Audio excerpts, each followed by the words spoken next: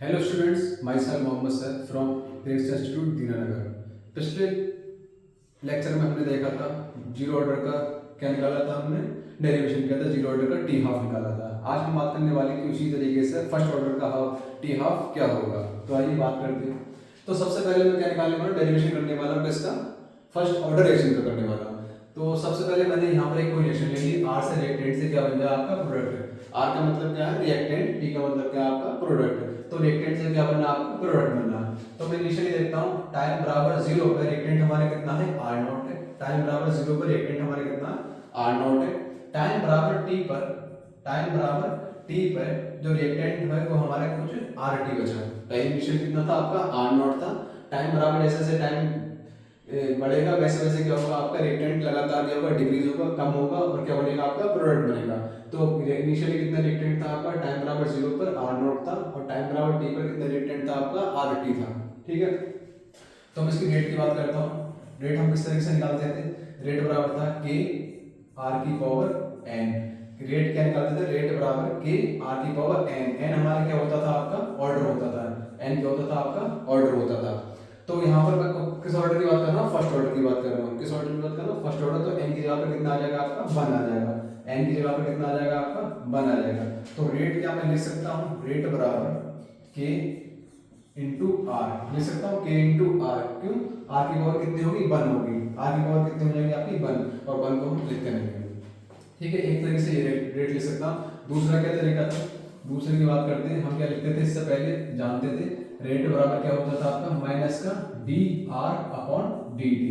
यही तो करते थे। जो रिएक्टेंट था उसकी कंसंट्रेशन में क्या करते थे, जितना चेंज होता था और निगेटिव साइन पे लगा देते, क्योंकि हम रिएक्टेंट का निकालना है। यहाँ पर किसका निकालना है, आप reactant, R for reactant. Reactant पे क्या करते थे, हम निगेटिव साइन लगाते थे और प्रोडक्ट अगर हम निकालते तो वहां पर पॉजिटिव साइन होता और यहाँ पर क्या आ जाता आपका पी आ जाता। आप रेट ऑफ रिएक्शन रिएक्टेंट से भी निकाल सकते हैं और प्रोडक्ट से भी निकाल सकते हैं। मैंने यहाँ पर किसका लिखा आपको रिएक्टेंट का लिखा। ठीक है, तो ये वाला रेट और ये वाला रेट क्या होगा आपका बराबर होगा। तो मैं क्या करता हूँ, इस रेट को इस रेट के इक्वल कर देता हूँ। जरा यहाँ पर देखो, माइनस का D R upon D T, ये वाला रेट मैंने यहाँ पर लिख दिया बराबर इक्वल टू, और ये वाला रेट मैं लिख दूंगा क्या है के इंटू आर। सही बात है, के इंटू आर मैंने लिख दिया। फिर क्या करता हूँ मैं यहाँ पर जरा देखना, माइनस का डी आर, इस आर को मैं क्या करता हूँ यहाँ पर मल्टीप्लाई हो रहा है, यहाँ पर आके क्या हो जाएगा आपका डिवाइड हो जाएगा। तो मैं इस आर को क्या कर देता हूँ यहाँ पर डिवाइड कर देता हूँ, बिल्कुल कर दूंगा। इस कल टू ये माइनस का डी टी वहां पर आ जाएगा, कि यहाँ पर डिवाइड हो रहा है डी टी, वहां पर आके क्या हो जाएगा मल्टीप्लाई हो जाएगा इनटू डी टी। क्या मैं इस नेगेटिव साइन को यहाँ पर लगा सकता हूँ, बिल्कुल लगा सकता हूँ। डी आर अपॉन आर बराबर नेगेटिव साइन में यहाँ पर लेकर आ जाता हूँ माइनस का के इंटू डी टी मैंने लगा दिया। और उसके बाद क्या करते हैं, उसके बाद हमने देखा डी आर अपॉन आर बराबर माइनस का के इंटू डी टी आया हमारा। अब मैं क्या करता हूँ, इस पर लिमिट लगा देता हूँ। क्या लगा देता हूँ, मैं इस पर लिमिट लगा देता हूँ। ठीक है, मैंने इंटीग्रेशन कर दिया, मैंने क्या कर दिया इंटीग्रेशन कर दिया। तो मैंने देखा कि टाइम बराबर यहाँ पे किसकी लिमिट रखी जाएगी, टाइम की। यहाँ पर किसकी लिमिट रखी जाएगी, आर की, रिएक्टेंट की लिमिट रखी जाएगी। तो मैंने यहाँ पर देखा कि टाइम बराबर 0 पर, टाइम बराबर 0 पर जो हमारा रिएक्टेंट था वो कितना था आर नॉट था। टाइम बराबर 0 पर रिएक्टेंट कितना था हमारा आर नॉट था। फिर टाइम बराबर टी पर रिएक्टेंट कितना बचा हमारा आर टी बचा। कितना बचा, आर टी बचा।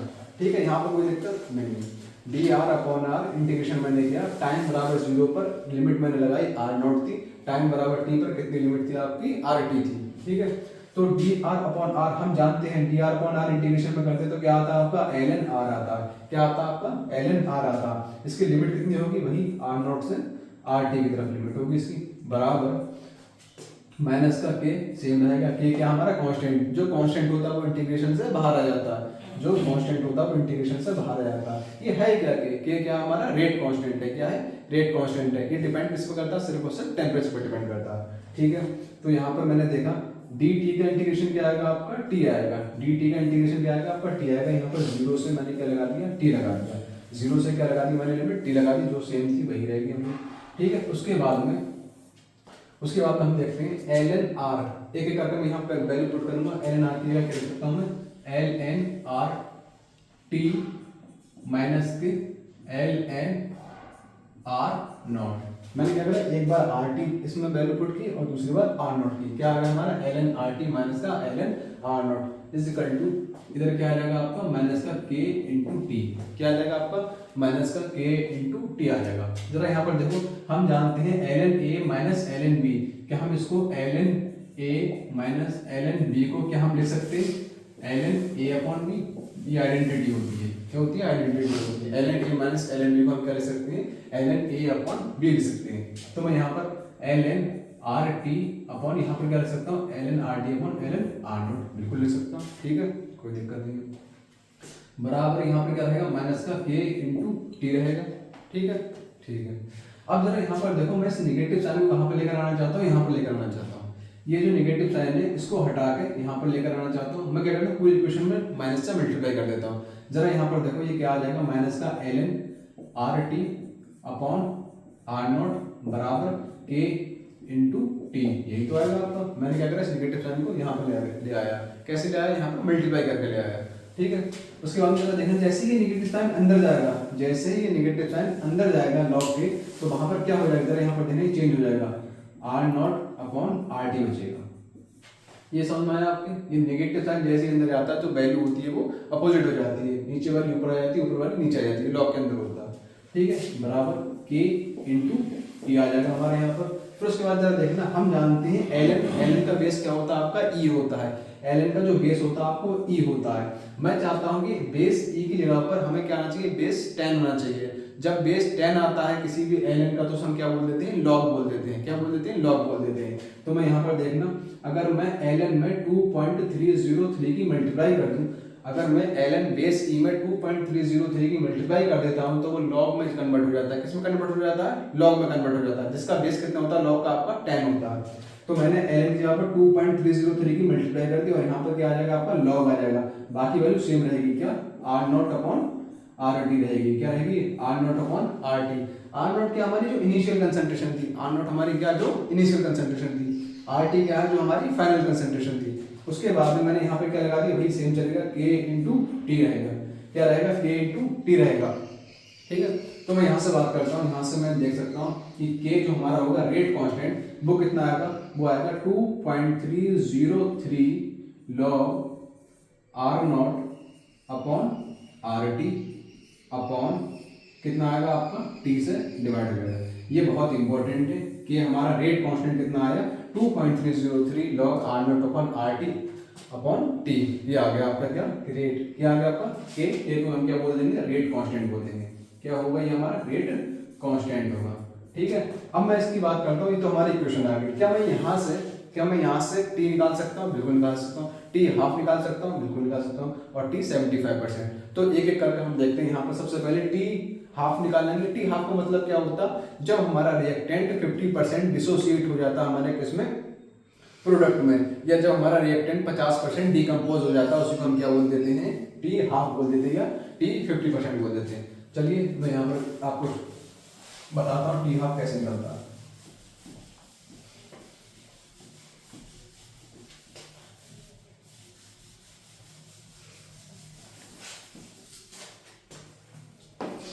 जरा यहाँ पर देखिए, ये क्या आया हमारा के बराबर 2.303 अपॉन टी लॉग क्या आया आपका r naught upon r t. तो क्या यहाँ से मैं टी लिख सकता हूँ 2.303 अपॉन के log are naught upon r T. सही बात है, मैंने कुछ नहीं करा। यहाँ से जो टी डिवाइड हो रहा है वहां पर लेकर क्या होगा मल्टीप्लाई, और जो यहाँ पर के था वो यहाँ पर आके क्या हो जाएगा डिवाइड हो जाएगा। मैंने एक रिएक्शन देखी, क्या वही आर से क्या बनना हमारा पी बनना, आर से रिएक्टेंट से क्या बनना प्रोडक्ट बनना। टाइम बराबर 0 पर रिएक्टेंट हमारा कितना था आर नॉट था। टाइम बराबर 0 पर हमारा रिएक्टेंट कितना था आर नॉट था। मैंने टाइम बराबर कितना ले लिया टी हाफ ले लिया। मैंने टाइम बराबर कितना ले लिया टी हाफ। इसका मतलब क्या होगा, जब हमारा रिएक्टेंट कितना खत्म हो जाएगा 50% खत्म हो जाएगा। तो आर नॉट का 50% कितना होगा आपका आर नॉट अपॉन 2 होगा। आर नॉट का 50% कितना होगा आपका आर नॉट अपॉन 2 होगा। कितना होगा आर नॉट अपॉन 2 होगा, ठीक है। तो मैंने माइनस कर दिया। अब हम जानते हैं r naught minus r naught upon 2 क्या आता है आपका आर नॉट अपॉन 2 ही आता। सही बात है, आर नॉट में से आर नॉट अपॉन 2 जाएगा, कितना आएगा आपका आर नॉट अपॉन 2। ये हमारा है क्या, ये हमारा आर टी है। ये क्या हमारा आर टी। हमें आर नॉट पता है, आर टी पता है, तो हम क्या निकाल सकते हैं टी हाफ, बिल्कुल निकाल सकते हैं। तो यहाँ पर टी की जगह पर मैं क्या लिख दूंगा, टी हाफ लिख दूंगा, क्या लिख दूंगा, टी हाफ। तो वहां पर क्या आ जाएगा 2.303 अपॉन के लॉग आर नॉट, मतलब इनिशियल कंसंट्रेशन, और इनिशियल कंसंट्रेशन हमारी कितनी है, आर नॉट है, कितनी है, आर नॉट है, अपॉन आर टी की जगह पर जो फाइनल कंसंट्रेशन वो हमने निकाल ली, कितनी है, आर नॉट अपॉन 2, कितनी है, आर नॉट अपॉन 2, जो 2 होगा वो ऊपर आ जाएगा, 2 होगा वो ऊपर आ जाएगा, तो मैं डायरेक्ट ऊपर ही लिख देता हूँ यहाँ पर इनटू 2, तो आर नॉट से आर नॉट क्या हो जाएगा, कैंसिल आउट हो जाएगा आपका। तो यहाँ से टी हाफ कितना आया आपका 2.303 अपॉन के, यहाँ पर कितना आएगा लॉग, यहाँ पर कितना आएगा लॉग, क्या बचा सिर्फ और सिर्फ 2, लॉग 2, और हम जानते हैं लॉग 1 की वैल्यू कितनी होती है आपकी, लॉग 1 की वैल्यू होती है 0, लॉग 2 की वैल्यू कितनी होती है आपकी 0.30, तो आपको लॉग की वैल्यू भी याद करनी है, लॉग 1 की वैल्यू कितनी होती है 0, लॉग 2 की वैल्यू होती है 0.30, लॉग 10 की वैल्यू होती है आपकी कितनी 1, लॉग 10 की वैल्यू कितनी होती है आपकी 1 होती है। इसके बाद मैं टी हाफ यहाँ पर निकालता हूँ 2.303 अपॉन के, लॉग 2 की वैल्यू कितनी होगी आपकी 0.30, कितनी होगी 0.30, और आप इन दोनों की जब मल्टीप्लाई करेंगे, आप 2.30 इंटू 0.30 की मल्टीप्लाई करेंगे तो आपका कुछ आएगा 0.693 अपॉन के, ये हमारे क्या आ गया, टी हाफ आ गया, ये हमारे क्या आ गया, टी हाफ आ गया। बहुत इंपॉर्टेंट है, जब भी फर्स्ट ऑर्डर से क्वेश्चन बनता है तो सबसे ज्यादा जो क्वेश्चन बनता है वो हमारे किससे बनता है, टी हाफ से बनता है, ठीक है।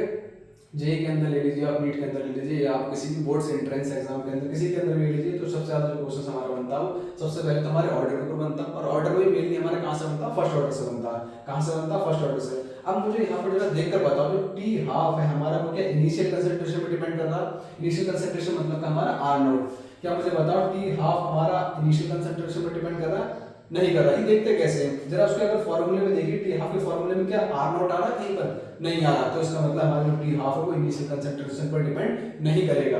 तो मैं इसका ग्राफ बनाना चाहता हूँ, क्या बनाना चाहता हूँ, इसका ग्राफ बनाना चाहता हूँ। देखो जो मैंने यहाँ पे क्या ले लिया, आपका टी हाफ ले लिया, क्या ले लिया, टी हाफ, यहाँ पे क्या ले लिया, आर नॉट, आर नॉट क्या हमारा इनिशियल कंसंट्रेशन है, आर नॉट हमारा क्या है, इनिशियल कंसंट्रेशन है, बात सबको समझ आ गई, ये क्या आपका इनिशियल कंसंट्रेशन है, ठीक है। तो मैं देखता हूँ जो आर नॉट होगा वो हमारा डिपेंड ही नहीं करेगा, कैसे चलेगा, आपका कांस्टेंट चलेगा, आप आर नॉट को कम करिए, डिक्रीज करिए, इंक्रीज करिए, इससे कोई फर्क नहीं पड़ता आपके टी हाफ पर, टी हाफ पर कोई फर्क नहीं पड़ता, इसी को हाफ लाइफ भी बोलते हैं, ठीक है। ये चीज समझ आ गया आपको, मैंने इनिशियल में लिखा था, ठीक है, मैं आपको ये मिटा देता हूँ, ये सबसे इंपॉर्टेंट टी हाफ कितना होगा आपका 0.693 अपॉन के होगा, ये आपको याद करना है।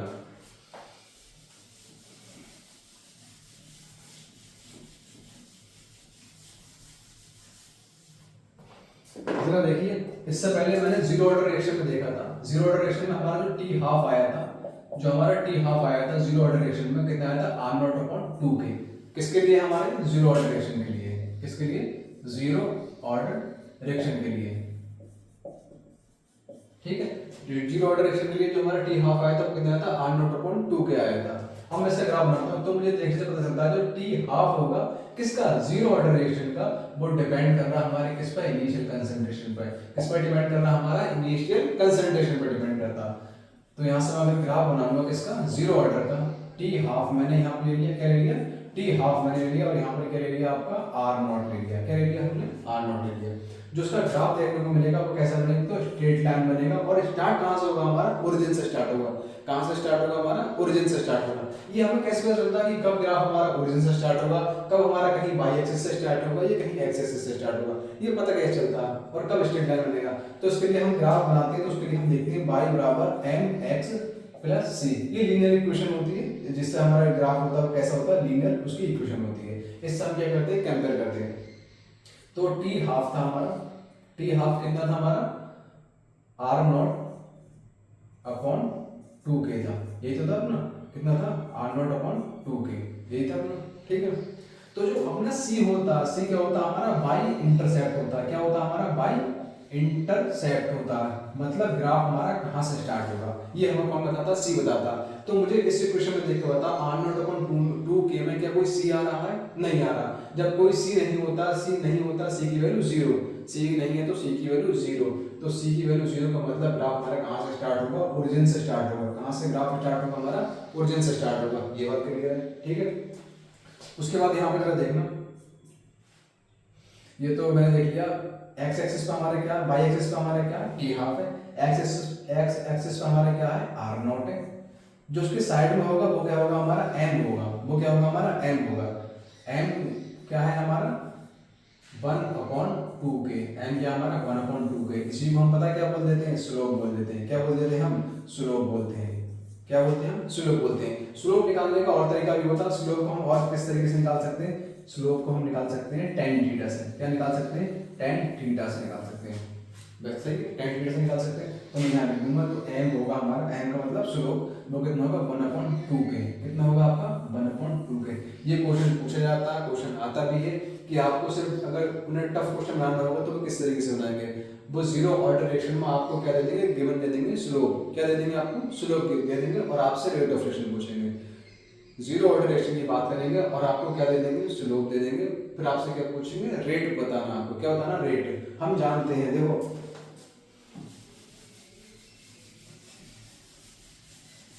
देखो किस तरीके का क्वेश्चन आएगा तो हम किस तरीके से करेंगे। अगर आपको जीरो ऑर्डर रिएक्शन में स्लोप गिवन होगा, ठीक है, स्लोप हमें गिवन होगा। स्लोप हमारा कितना होता है जीरो ऑर्डर रिएक्शन के लिए 1/2 के होता है, 1/2 के। अगर हमें स्लोप गिवन होगा तो हम क्या यहाँ से रेट कांस्टेंट निकाल सकते हैं, बिल्कुल निकाल सकते हैं। क्या होगा, k बराबर 1/2m, यही तो होगा अपना। यहाँ से हम रेट कांस्टेंट निकाल देंगे। और जीरो ऑर्डर रिएक्शन में हम जानते हैं जो हमारा रेट होता है, जीरो ऑर्डर रिएक्शन में तो हमारा रेट होता है, क्या होता है k इंटू a की पावर 0, k इंटू आर की पावर 0, यही तो होता है हमारा रेट। लेकिन हम जानते हैं कि सी पावर 0 इसकी वैल्यू 1 होती है। तो जितना हमारा रेट कांस्टेंट आएगा, जो हमारा रेट कांस्टेंट आएगा वही हमारा क्या आएगा, रेट आएगा। वही हमारा क्या आएगा, रेट आएगा। जीरो ऑर्डर रिएक्शन में रेट और रेट कांस्टेंट क्या होता है हमारा, सेम होता है। क्यों सेम होता है, क्योंकि उसके जो ऑर्डर होता है वो 0 होता है। ऑर्डर होता है कितना होता है, 0 होता है। ठीक है, तो आई होप आपके सब समझ में आ गया होगा। यहाँ से हम बता सकते हैं सबसे इंपॉर्टेंट क्या हमारा T half zero order reaction का कितना होता है वो r0/2 के। ठीक है, टी हाफ हमारा फर्स्ट ऑर्डर रिएक्शन में कितना होता है 0.693/k। क्वेश्चन आता है कि हमारा जीरो ऑर्डर रिएक्शन का जो टी हाफ है वो डिपेंड करेगा नहीं करेगा इनिशियल कंसंट्रेशन में, बिल्कुल करेगा। क्यों, ये देखो टी हाफ क्या होता है r0/2 के, तो वो इनिशियल कंसंट्रेशन में डिपेंड करेगा। लेकिन फर्स्ट ऑर्डर रिएक्शन का जो टी हाफ होगा वो इनिशियल कंसंट्रेशन पर डिपेंड नहीं करेगा। क्यों, उसके अंदर इनिशियल कंसंट्रेशन कोई टर्म आती ही नहीं है। ठीक है, थैंक यू।